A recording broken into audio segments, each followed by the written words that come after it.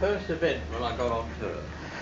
Well, Mike Wolveridge, it's nice to be here with you at the Port Douglas Mirage, sir. It's really wonderful, these stories you're giving me of your history in the game. But, you know, being the first Englishman to play on the US tour, that's quite there's a lot more playing there now.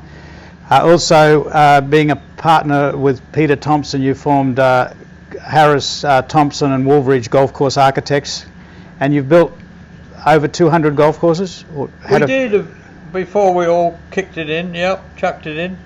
And in over your 40 years. And and now in your early 80s, you're still doing work. You're fine-tuning the Mirage here right now. I came to retire in Port Douglas, which I loved. I love the wet tropics, and I had lovely experiences of them in various parts of the world. And I vowed that one day, when it all ended, I would go. And so, designing and building a course at Mirage at Port Douglas allowed me to meet the wet tropics once more in Australia. Your only wet tropical bit, because it's a very small area, the wet tropics. It's about 100 miles long by 15 miles wide. There's a little segment around the Daintree rainforest. That's the wet tropics of Australia. So I found myself here and building Mirage, and I came up to live here when I retired from the architectural practice in 2004, and came to stay here and lived happily ever after. Mirage, we went wrong for a while, and now the new owners, the Chinese group called Fullshare, have taken it over. They've decided to bring a thing back into the century and said, Michael, you're here, by golly, let's do it. And so they're with a lovely manager they have here called Jeff Peard. He's got the thing going. He's the general manager of the country club, and between us we're trying to lift this place back to where it should be. Where it should be. Yeah, exactly. And we're having fun doing it. But let's go back a little bit in your history. When you went on tour in America, you learnt from you met Claude Harmon. You finished up with Paul Runyon, who got you your game good enough, especially your short game. So you went on the US tour, and then your first game you played with a lovely guy that has probably one of the greatest rhythms, Peter Thomson. He mentioned Julius Boros. Yes, Julius Boros. But the first event, after I got my card, it came through in at the end of '61. So the first real big event was the LA Open in January '62. But there was one tournament left, and I could do it. And I lived in California. I had a little Alfa Romeo, and the last tournament of the year was at Coral Gables. It's called the Biltmore Invitational in Florida in December 1961. So I thought, I can play in this, and why don't I? And nothing better to do. I'm on the tour, I'm young, I'm excited. Christ, I've got the lovely new Alfa. I've got a sponsor, I've got more money than God. Off I'll go. So you travelled from California? So I drove from San Diego to Miami. It's ridiculous, for this one event. And I went in there and met everybody on the tour, Jack Tuthill and a couple of other lovely people, Doc Giffen, with whom I became great friends in later years. And they were my great tour friends.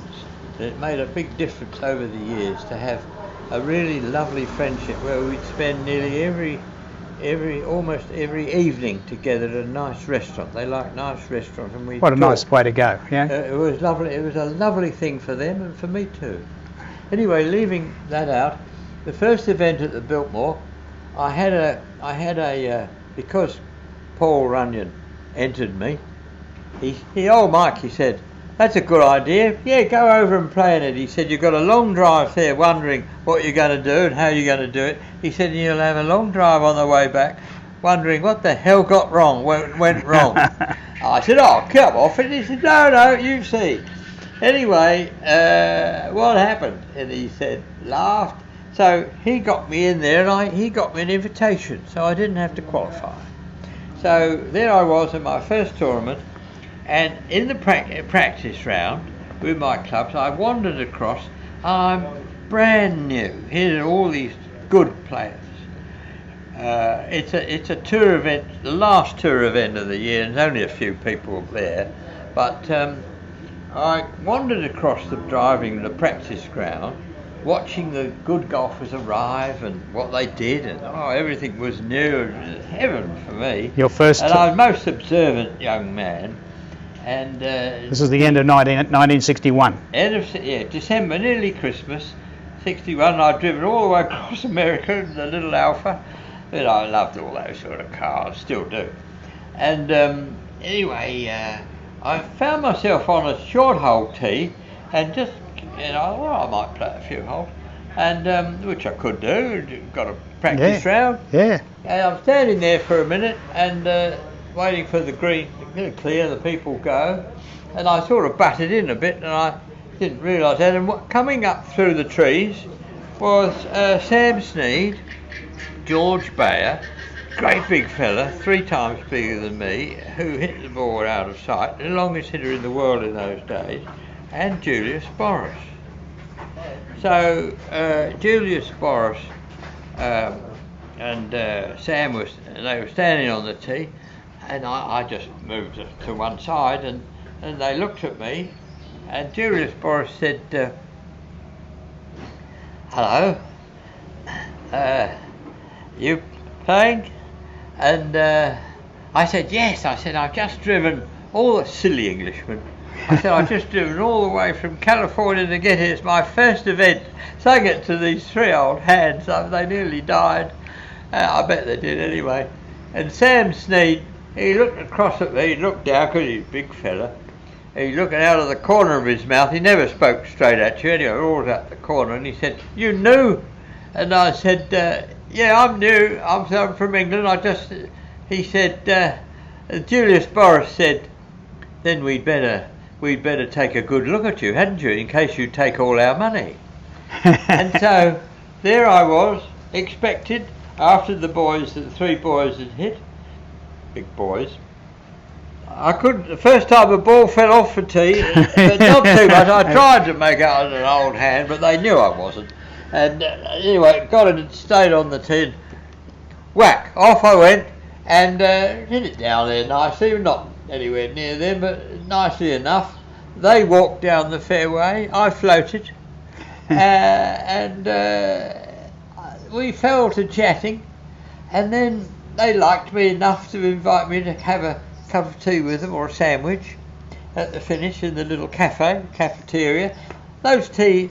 Those courses we played on, Peter, were usually public, so they had little cafes and coffee and tea or whatever, Americans, Coca-Cola, all that sort of thing, and sandwiches, hamburgers, and that's really the clubhouse sort of thing, really. Yep. The clubhouses weren't much; they weren't often much more than that, and so that was the regular thing in those days. So here I was. We went in, and well, come on, English. What did Sam call? Come on, England. No, Kiddo. He called me Kiddo. Now, Kiddo, he said, how the hell did you get over here? And cried this sort of thing. And I said, well, I was with Archie Compston in Bermuda. And so they all knew Archie Compston. And they were very thrilled with him. So we went on a bit talking about this. And then there was Claude Harmon. And, of course, Tommy Armour. And Paul Runyon. So I'd had quite a little history without showing off. But I telling them who hell I was, for Christ's sake, and obviously I got round. I was a complete idiot, and they laughed, and this is great and well done. And then Sam Sneed said, "Oh, great." He said, "Well, look, have you heard this one?" Because he loved telling stories. It's fantastic. Yeah, and he laughed at his stories more than anybody. He'd tell a story and he'd sit back and roar. So we had to go through all that, and then everyone had a little story, often about some of the people I just mentioned, and I thought it was heaven. Anyway, the next day or the day after came the first round. So I'd played the first round and I shot 75, which is round a very ordinary course, was pretty awful. And I know people think 75, that's not too bad, but around there, it wasn't much of a course. I should have done better. In the second round, I played a bit better and got to the 18th, and I had a bit of a feel, and you get a feeling with playing with two other nice people, golf pros from Florida. Not any great shakes, because I'd be playing with all the riffraff, you might say, because I was absolute riffraff. Well, and no, that's the way it is. It's the fact of it. And so I had a feel that I needed to get a 4 on the last hole to make the cut.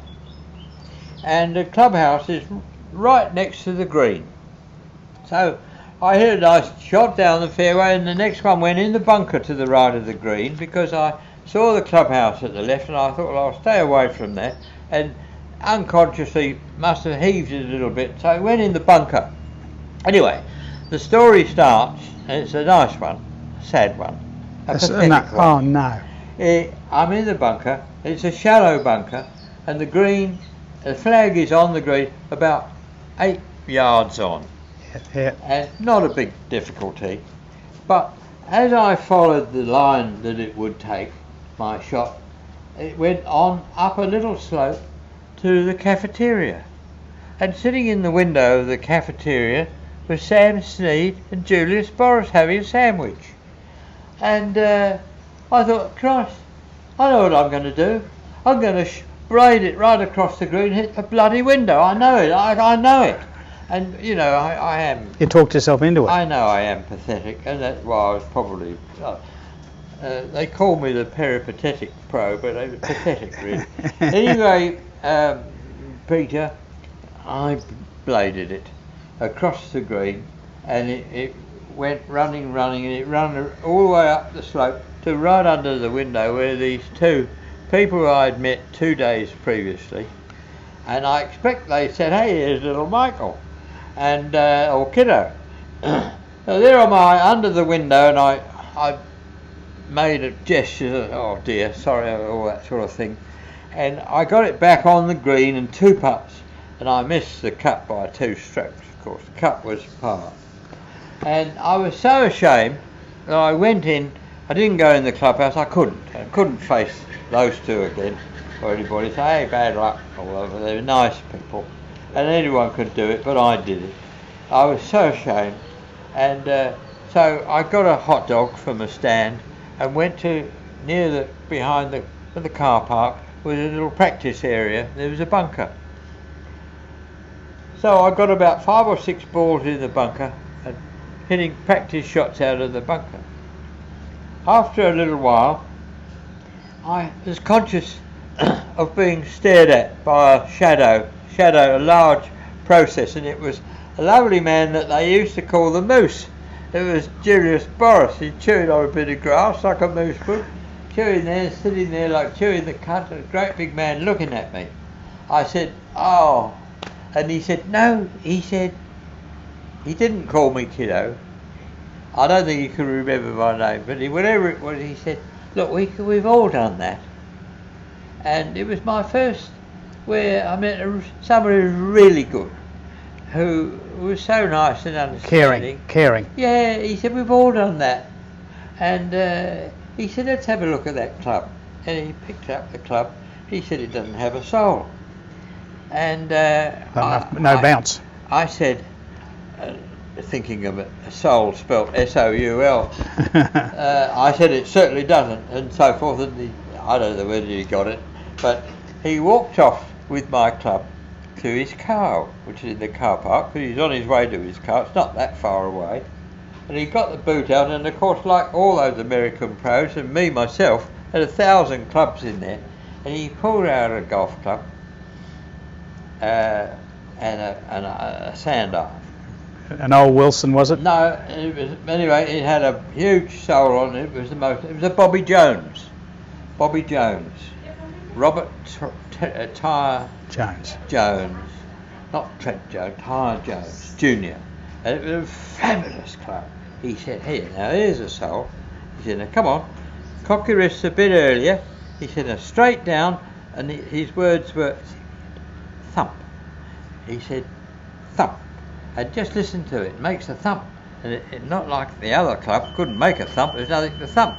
This had a soul like a bloody, meat axe, and thump. He said, "That's it, thump. Come on, and again, thump." And I started to go, "Oh, this is marvellous." He said, "That's it." He said, "Thump, hit hard down, thump." He said, "You've never played it across the green. Just thump down, and it'll always come out." And he started to walk away, and he said, "That's it, thump." His last little word to me. He said, "You have it." Isn't that lovely? 50 years later, I've still got it. You have. Gary, well, the best player on the tour, well, Claude Harmer was one of the great golfers on the tour, or rather, a bunker player. Yep. Claude was really the father of them all. And he taught me lots. And of course, Paul Runner was and he wanted to see the damn club too, because I told him the story. He said, "Let's have a look at it." And he played this is a beauty, Michael. It will last you forever. And it did. And so then when I got on the tour after a few months, Gary Player wandered across. He said, "Michael," he said, "how you doing?" He said, "See you out there playing and everything." He said, "It's good to see you. Where from?" So I said, "I'm from London."